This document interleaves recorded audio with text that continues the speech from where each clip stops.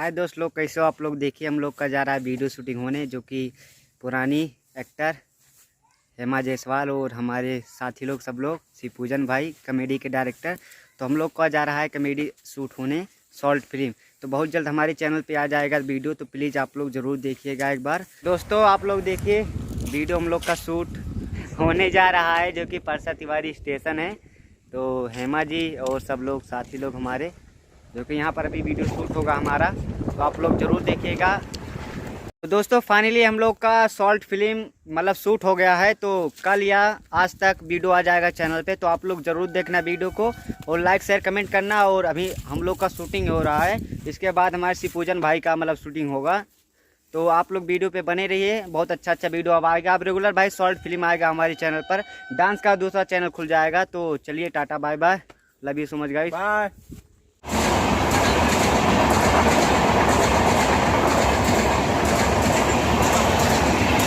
हाँ जल्दी नहीं क्या करना।